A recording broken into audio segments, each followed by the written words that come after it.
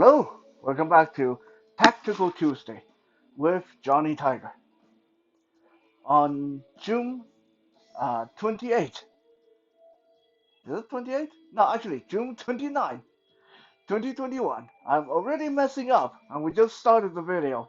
But hey, whatever. You know what I mean. You guys can see what day it is looking at the top of your phone. So, technically speaking, it's unnecessary for me to announce that. Yeah, okay, so hmm. Today I'm going to talk about how to develop that super hard punch, how to hit or punch like a boss. Now, disclaimer of course, I'm by no means like Mike Tyson or George Foreman, but as far as amateur people go, as far as your generic martial art guy off the street, I am usually considered to be one of the heavy hitters. I do tend to hit a lot harder than a lot of my peers. That is actually part of the secret to my success. It's the ability to generate a lot of force in a very short time.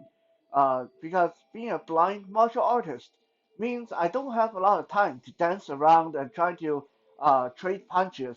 I need to get that punch in whenever there's an opening, and that punch have to count. Right? If I go for a kick, if I go for a punch, if I go for elbow, if I go for a knee, that have to count. Otherwise, it's just going to get harder and harder for me to land the next one. Because now my opponent is weary of me. Which means when I throw this punch into the gut, it cannot be something light. This cannot be something that all it does is make my opponents go, oh, that's kind of hurt. Okay, now we got to stay away from this blind guy. This blind guy actually hit kind of hard.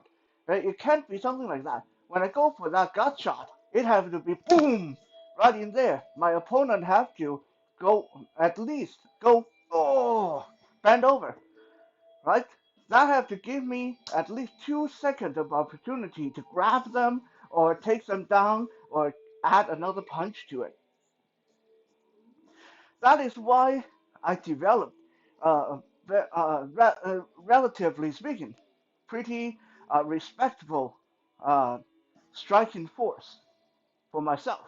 However, first we're going to talk about uh, how to hit hard, how to train to hit hard, and then I'm going to talk to you about why, uh, from my point of view, my perspective, hitting hard is something that will be a waste of your time if you obsess on it.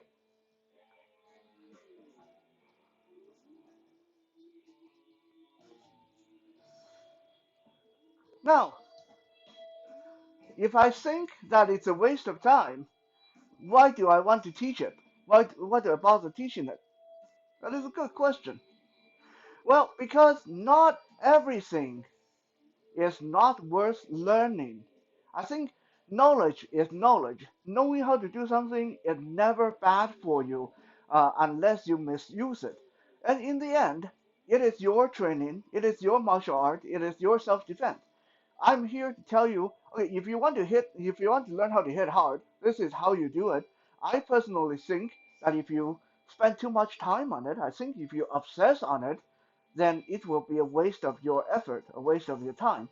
But I am still more than happy to teach you how to do it. Also, of course, there's a personal reason.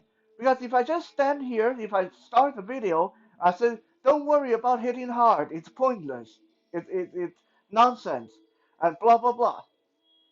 Later, someone is going to come back and say, yeah, well, he's saying that because he's a blind guy who doesn't know how to hit hard.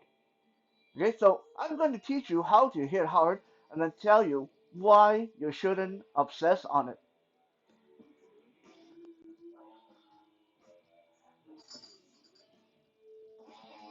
Hitting hard, when it's all boiled down to basics, there's no complication, there's no complicated science. You need one of the two conditions. You need to meet one of the two conditions. Preferably, if you have both or a little bit of both, it will be even better. But you need to meet at least one of two conditions. Condition number one is this is relevant to what we talked about on Survival Saturday. Condition number one is you need to achieve velocity.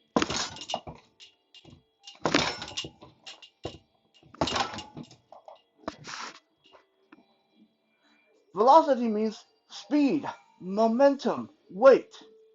Right? You need those factors adding together. You need to achieve velocity to be able to generate a very heavy punch. And it doesn't require you to be a big guy.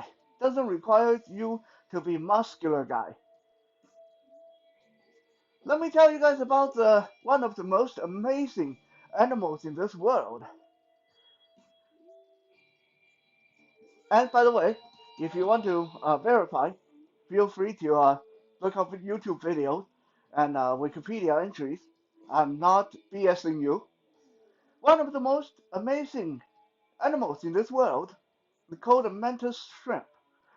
What is a mantis shrimp? A mantis shrimp is a shrimp about the size of a regular shrimp, no bigger than most large shrimp. But the mantis shrimp is amazing because it is one of the hardest hitters in the animal kingdom. By the movement of its strike, a mantis shrimp can kill its prey. It can kill or sometimes just stun its prey, even when it didn't touch them. The sonic wave, the shock wave it generates with its movement in the water is enough to stun or kill its prey. That's crazy. Something has to be moving super, super fast to create that kind of shock wave. Like, almost like a bullet, like you shoot a gun, like you shoot a bullet into the water. That shock wave have to be strong enough to kill other animals. That is how quick, how fast, how hard the mantis shrimp can hit. The mantis shrimp is also known to crack open aquarium glasses. And you need reinforced glasses to keep those things in. You can't just bring one home and keep it in a goldfish tank. Uh, its strike is strong enough to crack the glass on an aquarium. And this is a shrimp, the size of a regular shrimp we're talking about. A lot of time, when fishermen, not knowing that they have caught a mantis shrimp, unknowingly they reach into the net to get things out of the net, they can lose their thumb, they can lose their finger to a mantis shrimp strike. It's something that small can hit hard enough to take off a human finger. It's not like it's not like it's biting you or cutting you. Just a strike alone take your finger off. Right? What makes the mantis shrimp even more amazing is that when it can hit that hard, of course, our question is, well, how come it doesn't break its own arm? I mean, shrimps are not really all that durable, so when it can hit that hard, how is it that it's not breaking itself into pieces? The mantis shrimp's shell is evolved to take that kind of pressure. The shell is evolved to be a spiral segments of spiral that can dump off a lot of that force.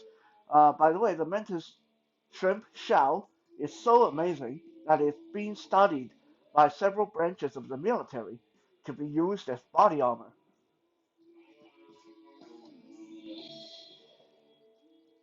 Obviously, for something that small, when it can hit that hard, the power does not come from muscles. I mean, you know, it's a shrimp. It doesn't have a lot of muscles. So it comes purely from velocity. This is an animal that can generate super fast speed with its movement. That's where the power comes from. So number one, to achieve hard hit, you need to achieve velocity. right? If I go slow, slow, versus if I go fast, fast, right? I'm actually not exerting any more force, right? But if I go slow versus if I go fast, the result is very different. When there's velocity behind your punches get harder. This is why guys like Bruce Lee was able to do amazing things with his punches, because Bruce Lee understood the value of velocity. This is why in so many Chinese martial arts, there's that snapping circular motion. This circular motion is not there for show. This circular motion is there so you can build up velocity without needing to increase the distance. You're using the circular motion to build velocity.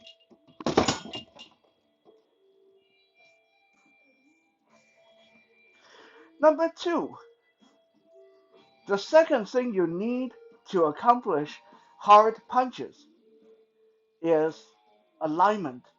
And we talked about this before. Things need to line up. Things need to line up. And everything have to pull its own weight. What do I mean by that? If we look at a train that is pulled by one engine in the front, all the cars in the back, they're just following, right? However, because there's a lot of weight in the train, so once it gets going, it has a lot of force when it impacts. But can you imagine if we put an engine behind every engine?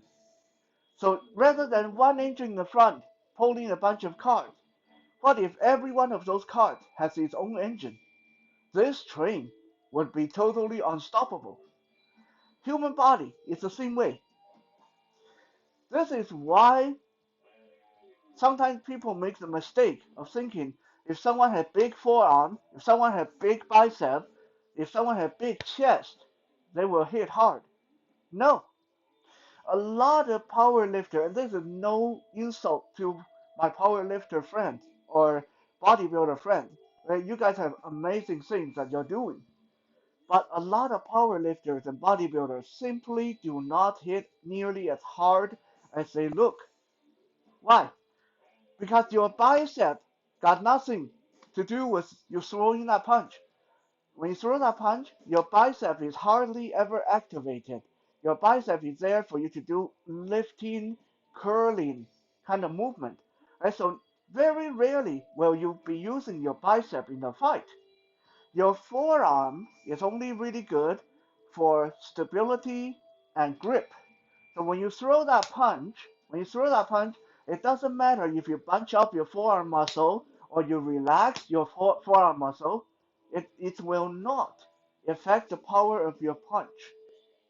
Your chest will matter in your punch somewhat because it does activate the chest muscle.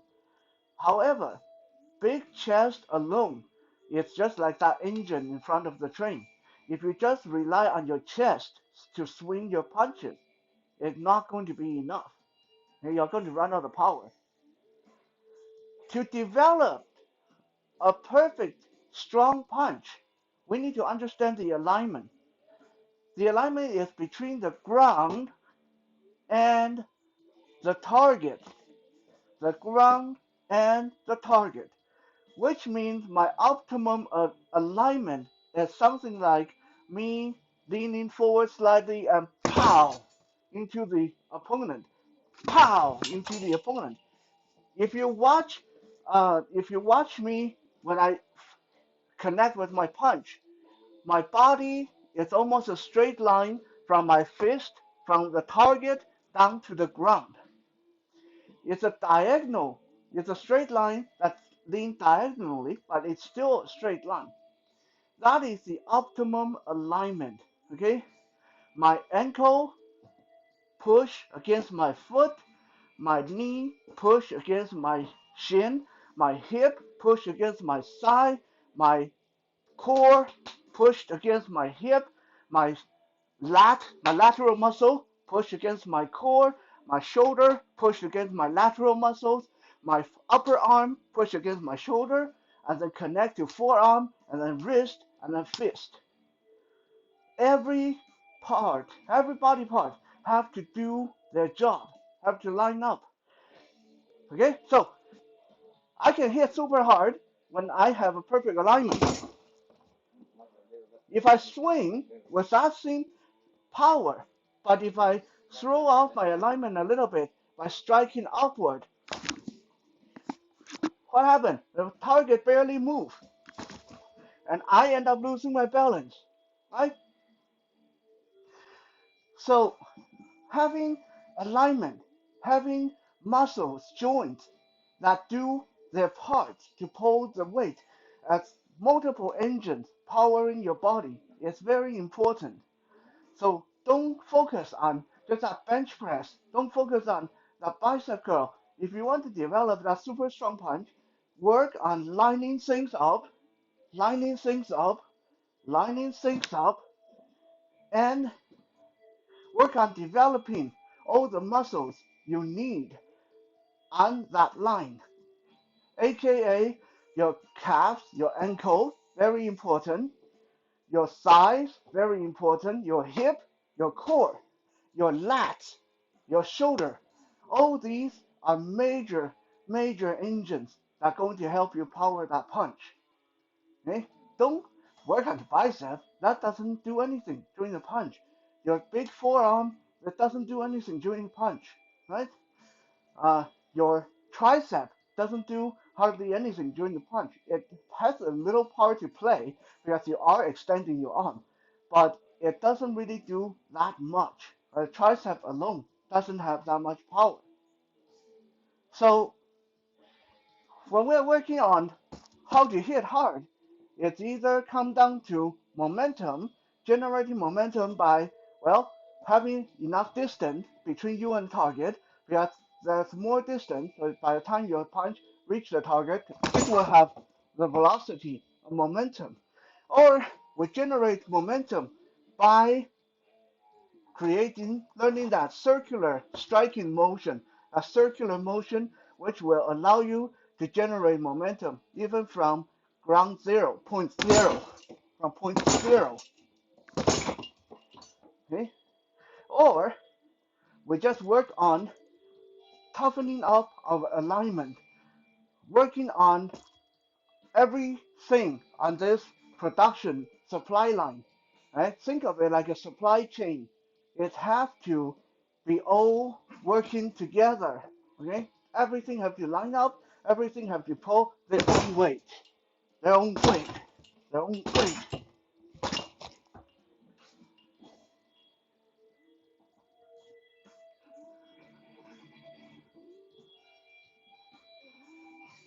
Now, with all that said, now you know how to go home and start working on that super hard punch. And maybe in a year or two, you'll be hitting like George Foreman. Now let's talk about why I think that obsessing on developing a hard hit is rather pointless.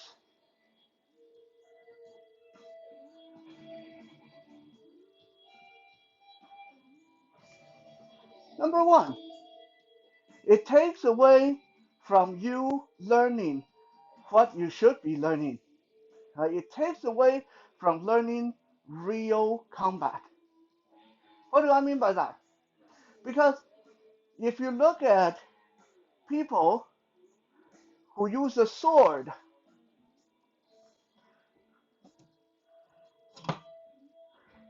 or people who use a knife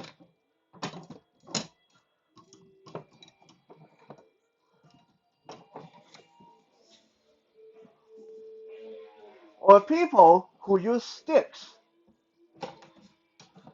I can go on and on. Look at all different kind of combative forms on the battlefield, off the battlefield, with weapon, without weapon. No one is worried that much about how hard should I swing my sword, how hard should I swing my stick, How hard should I swing my axe? Why? Because in a combat situation, in a self-defense situation, or in a fight,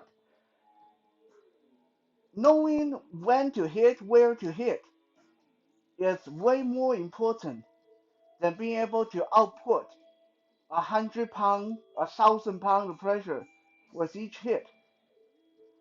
Because honestly, it doesn't take a lot of force to break someone's nose. It doesn't take a lot of force to crush someone's larynx. It doesn't take a lot of force to destroy someone's testicles. It doesn't take a lot of force to break someone's collarbone. So rather than spending a lot of time trying to learn how to punch through a wall, unless your goal is to do a lot of stage performance, to do a lot of exhibition, and do a lot of demolition, unless you plan on fighting a war against a whole bunch of brick walls, it's pointless because it doesn't matter how hard you hit. There will always be someone who hit harder. There will always be someone who can take it. Okay? Then what are you going to do if you are a one-trick pony? So rather than working on how to bust someone's head with one single punch, think about not hitting the head at all. Think about hitting the throat. Think about breaking the nose. Think about breaking the collarbone. Okay? Those things do not change. It doesn't matter how big or muscular a person is. The nose only takes so much. Ear only takes so much. Jaw only takes so much. Groin, yeah, don't make me laugh. Only takes so much. Kidney only takes so much. Learn to fight smart, not fight hard.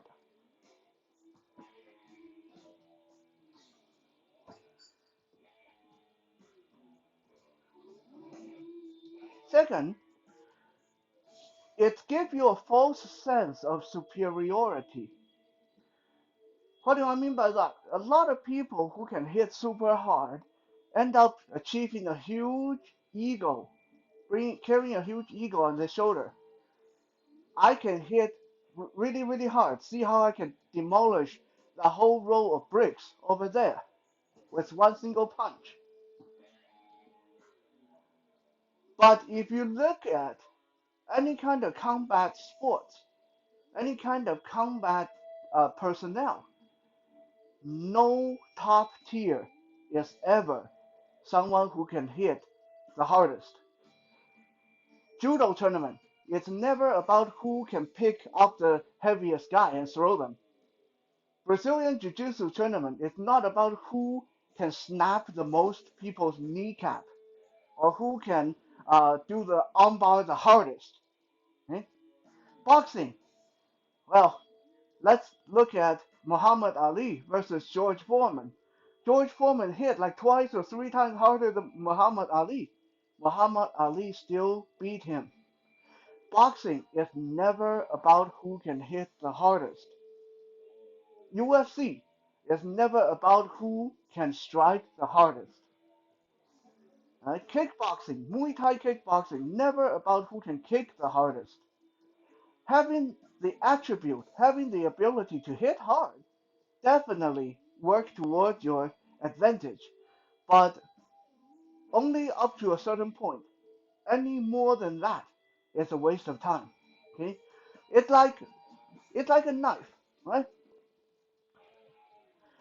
If I need a knife to cut a piece of cloth, does it really matter if this knife is uh, sharp enough to cut cloth versus sharp enough to cut diamond? Probably not. As long as it's sharp enough to cut cloth, that's good enough. You don't need a knife that can cut through solid steel if you are going to use it to cut a piece of cloth, right? Same with striking. If all it takes is 25 pounds of force to knock a person out, then all you need really is 25 pounds of force. Any More than that, it's waste of energy, waste of time. If you output 2,000 pounds of energy, well, that person still get knocked out. It doesn't matter. You can output 200 pounds of energy versus 2,000 pounds. The result is the same. So having that hard punch makes someone feel superior, but in actuality, it doesn't accomplish anything. Because also, if we look at combat personnel, security, policemen, soldiers, people who actually do have to get into dangerous situations, none of them train to hit hard. None of them.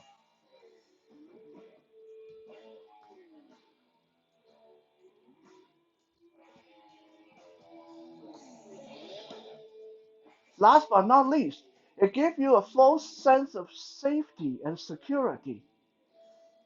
When you get into a self-defense situation, when someone is threatening you on the street, if you know that you have the ability to break through a row of bricks with a single punch, you are much more likely to want to stay and fight than to find a way to de-escalate the situation or to run away.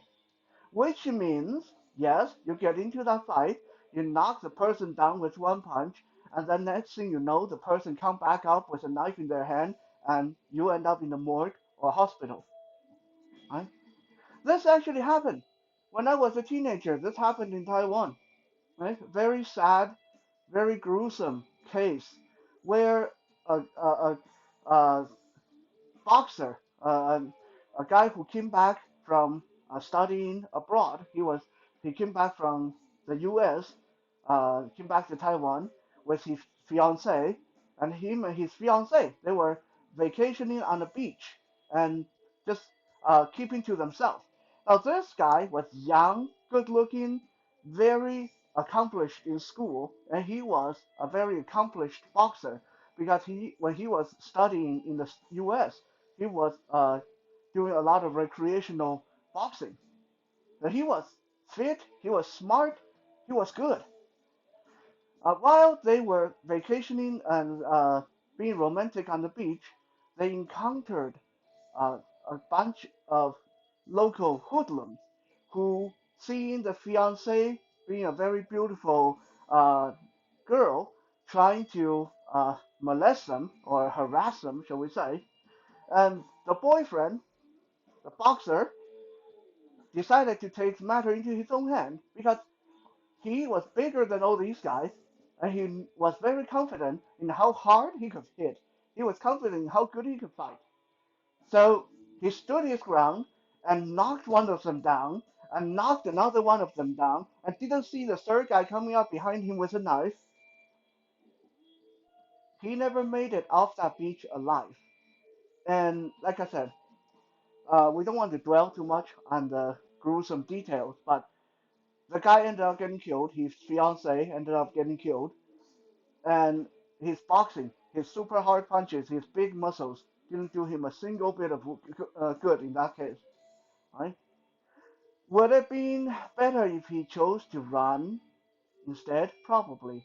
We can't say for sure, but if him and his fiance started raising their voice to draw public attention and start running away, chances are that at least one of them would have survived. So when you develop that super hard punch, a hard punch is like having a super good knife, a super good sword, a super good gun, right? When you have something like that, it makes you want to use it. It makes you want to try it out. You get tired of hitting training dummy all day long. You wonder if I do this to a real human, if someone attack me and I do this to their face, what would they do? You start thinking about things like that. You want to use that. You're looking for a reason to use that super hard punch, which means it's counterintuitive to your self-defense. Because rather than de-escalating, sometimes you will find yourself trying to escalate the situation so you can find an excuse to throw in that super hard punch. I will say this again. As human beings, Our strongest weapon is right here between our shoulders, between our ears. Fight like a man. Think and fight like a man. Don't think and fight like a dog. Okay? Relying on super fast punches, super hard punches, super hard this, super hard that. That's the animal's way. We have gone way beyond that. Thank you for checking out today's Tactical Tuesday. If you like what you hear on these daily videos or see on these daily videos, then please check out the Johnny Tiger Experience podcast, which you can find on any podcast platform by searching for Johnny Tiger Experience. There you will get more martial arts and fitness and other goodies just like you do here on the daily videos. I hope to see you guys there. Stay safe and remember to stay hydrated in this hot weather. We'll be back again tomorrow for Wisdom Wednesday.